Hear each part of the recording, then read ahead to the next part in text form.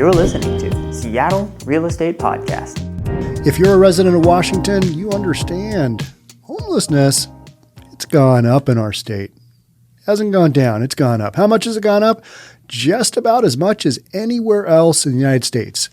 Washington state homelessness increased 6.2% between 2019 and 2020.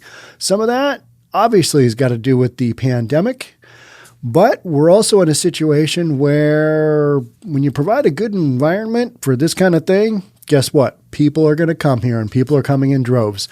And I kind of think that these numbers are way, way higher because the way that they do the homeless census, it's tricky. Those people are mobile. They come and they go. Hard to keep a real track on them. I know census count, they do the best they can, but honestly, these folks, they come and go quickly a lot of times. So that's what we're talking about. And then we're also talking about a Washington State Supreme Court is reviewing a situation where they're going to make it illegal for somebody living out of a vehicle to tow that person's car because that's basically their domicile. That's what we're doing here in the state of Washington. So these are difficult scenarios, and I don't have the answers, but I read them here on the news and we talk about them, right?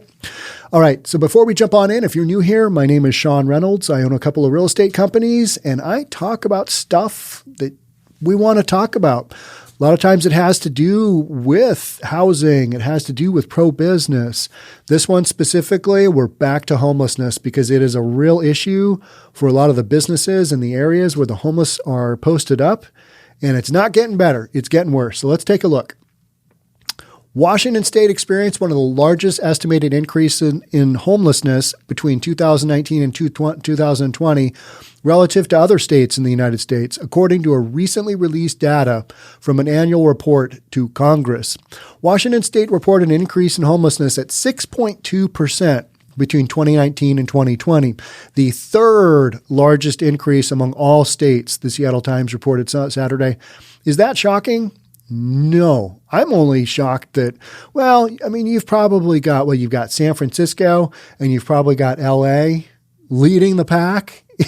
In a race that you don't want to win. It's something along those lines, right? You could probably, maybe there's a wild card in there. Maybe you've got Chicago. I'm not sure, but, it's not surprising to me at all. I've seen the numbers and I've seen just basically the scenario of what goes on in Seattle in an area that we've basically said, it's okay to be homeless. It's okay to pitch a tent on the sidewalk. It's okay to sleep in the parks. It's okay to take over industrial areas and just live there. We've basically made that known that, hey, if you want to come to Seattle, you can do your own thing. We've got good services here. We'll take care of you. You do your own thing, whatever that may be. And guess what? At the end of the day, we've got a spot here for you. So I think you've got a couple of different factors going on. Seattle and Washington State had, some cities within Washington State have made it very convenient to be homeless, which is kind of an anti-statement, right? It's never convenient to be homeless. But so many of these folks, they do not want to get help. They don't want to either get the mental health care that they need or the addiction. They don't want to address an addiction issue. And that's usually the majority of homeless issues. Not all of them. Obviously, there are some where people just lose their job, lose their home, don't have a support system, don't have family, don't have friends. You go down that list, and this is a horrible thing. But the vast majority that we're talking about, when given the opportunity to move into some kind of housing solution, a lot of them are like, I just want to kind of keep doing my thing on the streets because you don't have rules there. You don't have accountability. You don't have to live within the guidelines. You just do your own thing. And that's what people are doing in Seattle. And that's what we're having to deal with. So it doesn't surprise me we've got as many homeless people coming in. And then you've got the affordability issue in Washington State, specifically in Seattle. A lot of what used to be kind of entry-level rental properties have been torn down. And they're putting up homes, new construction homes that are, in the millions. And so you are losing affordable housing stock on the rental end of things. It's just been phenomenal. But that's the market. And then you try and have developers come in and on the back end, backfill that with a bunch of rental units. The problem is that you can't build these units as fast as people are becoming homeless. So what do? Well, you talk about it and try and come up with some game plans, and you watch your government officials just basically do nothing. That's kind of what we've seen. We've seen some attempts at trying to do, some things, give the marketplace a few hundred rental, homeless units, some of these tiny little home structures. Okay, we're doing some of that, but we've got 10, maybe 15,000 homeless people, and we've got 2,800 people living in cars. You're talking about people either homeless or living out of their vehicles that are within the state of Washington that are the same size as a lot of cities, a lot of small towns across the U.S. Maybe you live in one of those towns. Maybe you live in one of those towns that's 5,000 people. Well, guess what? We've got at least double that of just homeless people living on our sidewalks, just living in these tent communities. That's a lot of people. It's a big burden on the resources, and people shouldn't have to live on the sidewalk. Shouldn't have to do that. That's my take. But we here in Seattle, we just kind of let things rip, and I know it's not an ideal scenario, but that's kind of where they want to live. So we just kind of let them do that, impacting everything else. People don't want to go to those areas.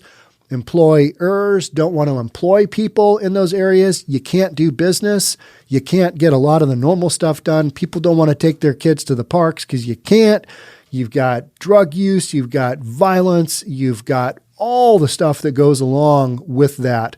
And if you look at a perfect example of that is the crime record 911 call list of Denny Park here in Seattle over like a 60-day period. It was incredible how many calls came out of that park. And this is a downtown urban park that had 60, 70, 80 tents at one time before it got cleared out. And the way they were able to clear that out, safety issue.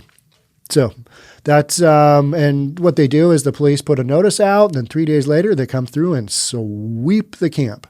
And I know a lot of people are like, you shouldn't do that. Well, you can't have people taking over city parks and living there. That's a no-go in my book. You've got to have another space set up for that. And that's what the homeless shelters are for transitional housing, for people to get up and get going. And there's a lot of other housing out there too. And I know it's difficult for people to get into that housing, but you can't have them living in the city parks. That's the bottom line, right? Other cities don't allow that. City of Seattle does. And guess what? They've got a major issue with being overrun with homelessness. Washington State also reported a 20% increase in family homelessness between 2019 and 2020, one of the largest nationwide. That is horrible. Just families, we've got this kind of K-shaped recovery. The wealthy are doing really well during this recovery. And for a lot of people, it's not a recovery. It's just an endless downward spiral. And that's what we're talking about here is that lower portion of the K-shaped recovery. You got families in there. Mom and dad lost their jobs, whatever the scenario is, whatever led to it. Again, maybe you've got an addiction issue. Maybe you've got a mental health care issue. Whatever it caused it's just getting worse. And to see families living on the streets in a tent, that is it's mind-blowing. It's really hard to watch. And if you watch a lot of these folks, a lot of them, they don't necessarily look like they're homeless. So it's hard to say what's going on. Some of them clearly do. Some of them obviously have, they've got mental issues. And so it's just this hodgepodge of need, really. And what do they need? A lot of people would say, hey, they need to go into rehab. Yep, they probably do. Hey, those folks, they need some real mental health care. Yeah, they probably do. They probably need to be medicated along some level so they're not either a safety hazard to themselves or to others in their community. So people are seeing a lot more families in encampments and in cars, said Derek Belgard. He's the deputy director of Chief Seattle Club, and there's a lack of resources for that. And that's what we keep constantly hearing is we don't have enough resources. And yet millions and millions of dollars are being pumped into the homelessness issue. We just always seem to be going backwards. Much of the data was compiled before the start of the coronavirus pandemic, the newspaper reported. And so to me, these numbers are they are off the charts now because, you've created a situation where a lot of people lost their jobs. Maybe they couldn't get unemployment, whatever the case may be. People, they're living outside. It's horrible. Seattle and King County ranked third in the country among urban areas in the number of total people experiencing homelessness, according to the report. Third in the country. That is not a race that you want to be trying to win, because it's not a good look. Portland may be another one that's, right in there. Portland's had the same amount of homelessness issues, kind of, I don't know if it's the same, but it feels like the same level of homelessness issues that we keep hearing about on the media. And if you've gone to downtown Portland lately, you will agree with me that it is not a good look. It's difficult. And how many podcasts have I done talking about small business saying, hey, it's no longer safe here for me to run my business. I need to shut down. I need to move to the burbs. That's what we got going on. A lot of people don't want to cover that, but I'll cover it because it's a reality. Is it kind of a harsh reality to talk about? People living on the streets? Absolutely. It's no fun. It's no fun to go see them either. These are people that are suffering. They're hurting. And I want to see them getting taken care of. And I think a lot of it has to do with our political leadership. We love them so much that we want to just let them do their own thing. And that means letting them shoot up and kill themselves on the street, because that seems to be the end result in a lot of these stories that I follow. Not pretty. Some people get out, obviously. Some people, scrap and fight and get back on their feet and, live to lead a normal life again, not on the streets. But that's difficult to do, hard to do. Washington State, and this is the story we're going to read now, which is a guy who basically had living in his truck, got towed. Now there's a Washington State Supreme Court case regarding not being able to tow anybody's vehicles that they're living in.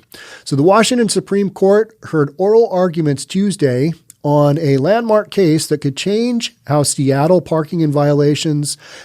enforces parking violations for homeless people. If the justices rule in favor of Stephen Long, whose truck he lived in was impounded by Seattle, cities across Washington could potentially be forced to stop towing cars and RVs people are living in if they don't present a hazard. All right. So on one side, we've got people who are trying to get their lives together, maybe, potentially. I don't know. The gamut of situations just is so wide, right? So people are hustling. This guy has a job, and he's living out of his truck, and it doesn't run, and it's just on the sidewalk on a street, public street, and he got his truck towed. So this is one of those cases where it's like, okay, this guy is working. He's trying to do his thing. But at the end of the day, are you just going to have like a big encampment, a big city area where it's okay to be parked with your vehicle that no longer runs?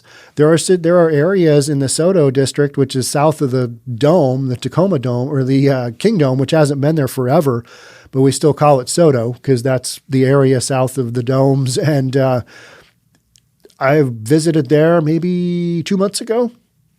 You got a lot of vehicles that are literally they're parked in these, you got a bunch of vehicles lined up and they are clearly not moving and they are living there, garbage everywhere. Some of them they try and keep clean, but it's long-term living on a public street in these industrial areas. I don't see it as much in the residential. You see it some in like Ballard and other areas that are just kind of turn a blind eye to this stuff happening. But that's what we're talking about. We're talking about people living on the streets. Should they be living there? Do we move them out? What if they're actually trying to get their lives back together? And I know I'm bouncing around, but these are the situations that we're dealing with on the daily. And if you're a landlord, if you are even a tenant, if you are a business owner, whatever it is in these areas, this does not have a positive impact on your real estate.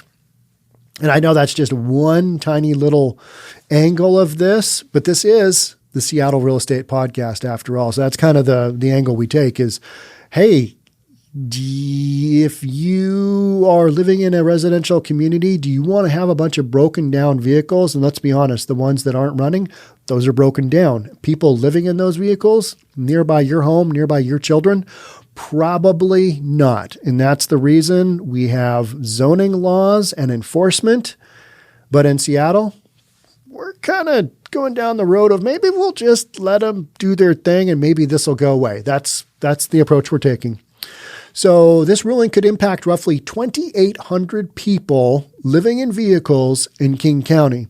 They make up nearly a quarter of the homeless population. So we're saying around 10,000 people homeless in King County. Wonder what it is in the state total. These are mind-boggling numbers, huge amounts of people living outdoors. And for anybody who knows anything about Seattle, yeah, it's not a harsh climate, but it's wet and it's drizzly. It would not be a good place to live in a tent. LA, way better, just because you don't have the amount of rain, but hot there.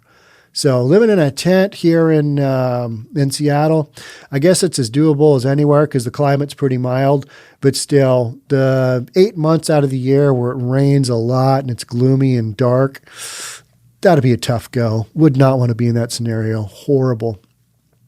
So they make up nearly a quarter of the total homeless population, according to the last homelessness census, although counting people who live in vehicles is much less precise than shelters because they take a daily count at shelters. Where I kind of see this breaking down is I walk around and I'm like, that's somebody living in those bushes over there. Random. It's just super random, right? Like going to the airport in Hawaii, in Maui, is like there is a really random tent structure that obviously is somebody's home. Just next to the freeway on the way to the airport, thousands of people pass it. Somebody's living there. Do they get counted in the survey? I don't know. Probably not. A lot of those out there, right? It's not clear when the Supreme Court will have a decision. The State Court of Appeals took 6 months to decide on the Long case last year. Long was living in his 2000 GMC pickup in 2016 when he returned from work at CenturyLink Field and found that his truck was gone. He had been warned by police 4 days earlier that he was violating a city rule that vehicles parked on public streets must move every 72 hours. But his truck couldn't move due to mechanical issues, broken down. According to Long's attorneys, 2018, a King County Superior Court judge ruled the city violated the state's Homestead Act. That is a long ago act, right? A frontier era protecting homes from forced sale by impounding the truck. The judge also said the $557 the city charged Long after the tow violated the U.S. Constitution's 8th Amendment, which protects against excessive fines. The city appealed, and last year, the Washington Court of Appeals upheld the Homestead Act ruling, but reversed the constitutional judgment. A win and a loss for everybody in the same court case, right? Both Long and the city then appealed. And on Tuesday, state Supreme Court judges listened to arguments from Long and Seattle lawyers to decide whether to reverse the appellate court's decision or let it stand. Do we just let people park their cars wherever and live in them? That's kind of the thing here. Long's lawyers argued that the impound of his truck was a warrantless seizure and had a bigger impact on him than a tow on someone with more money. All right? Yep, I get that. But at some point in time, you have to say, I can no longer afford this truck. It doesn't run. I don't have a spot for it.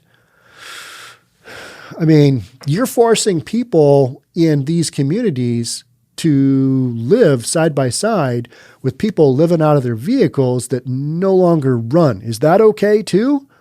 That's kind of the road we're going down here, right? I do not want to live near those neighborhoods. Selfishly, I don't. Do I want these people to be living in their cars? No, I don't. I think there are services available for them. And, there's no good answers here, right? I mean, that's the bottom line. There's no good answers. It's horrible. We're talking about somebody just sleeping in their vehicle. That's a hard thing to do. Long's sleeping bag and tools he needed for work were in the truck, and the impound forced him to sleep outside on the ground for 21 days in the same spot where his truck had been, getting sick in the process, according to his attorneys. That does not sound like fun. Since 1205, the year 1205. The Magna Carta has said, you must take into account what the personal estate of the person will bear, said Jim Lobensense, an attorney from firm Carney Badley Spellman. You do not treat billionaires the same as Stephen Long.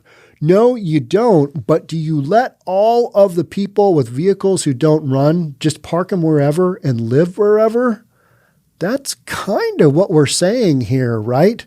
That to me isn't an answer either. That's not a game plan. That is just a reaction to, I guess we'll just let them live wherever.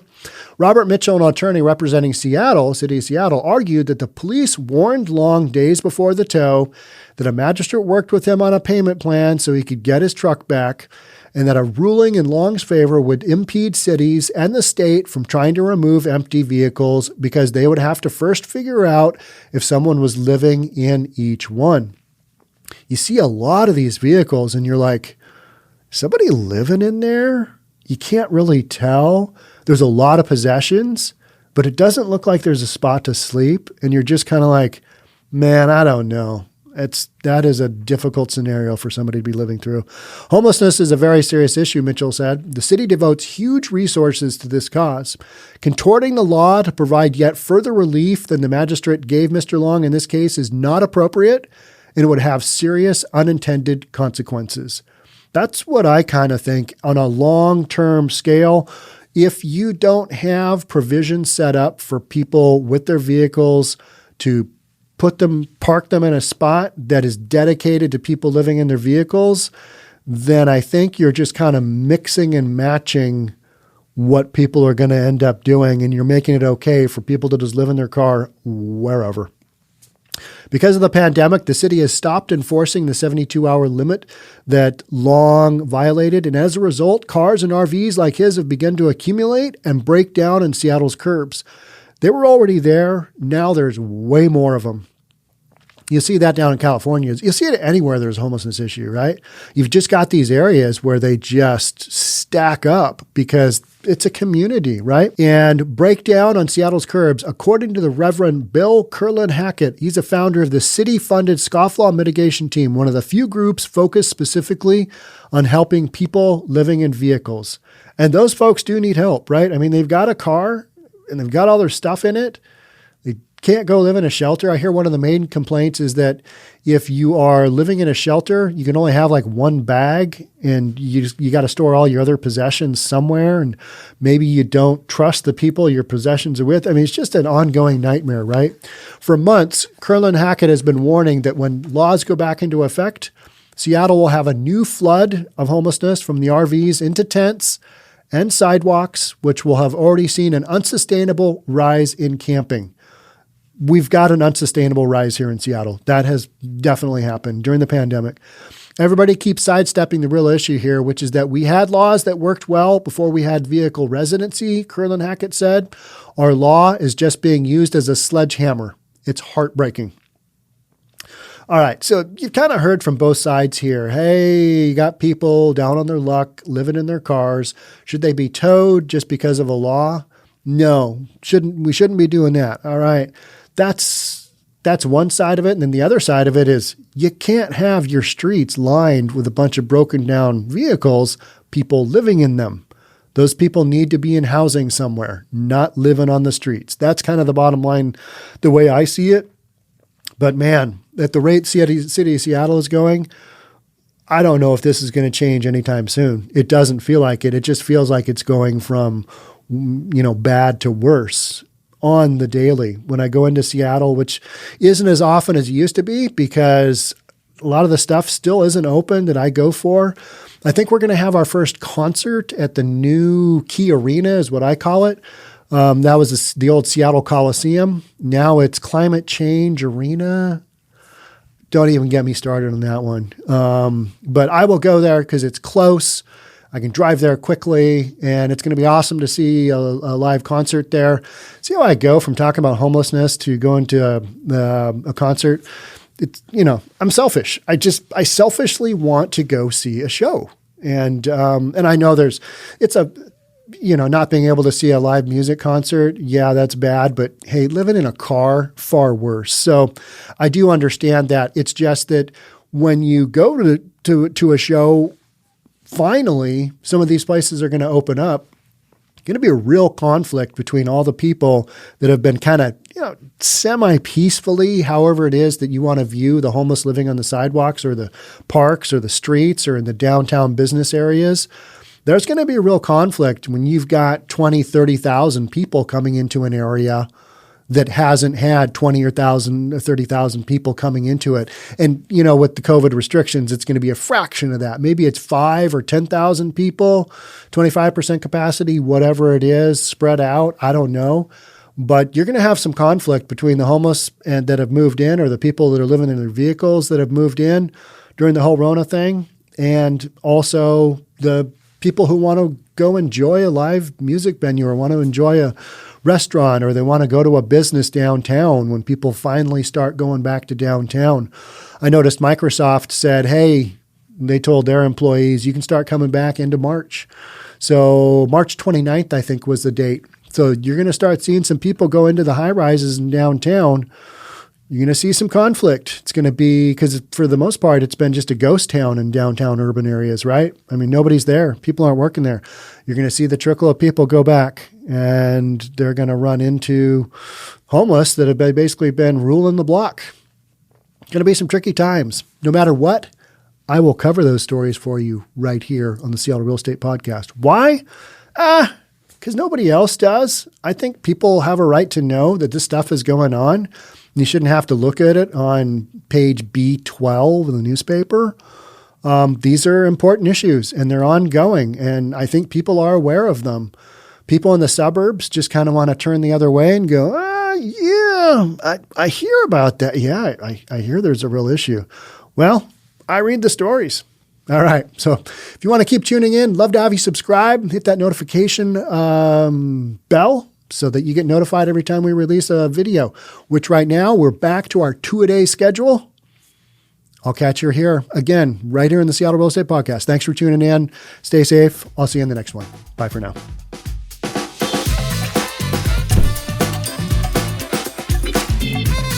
Don't forget to subscribe to our channel and hit the notification bell so you'll know when our next video is out.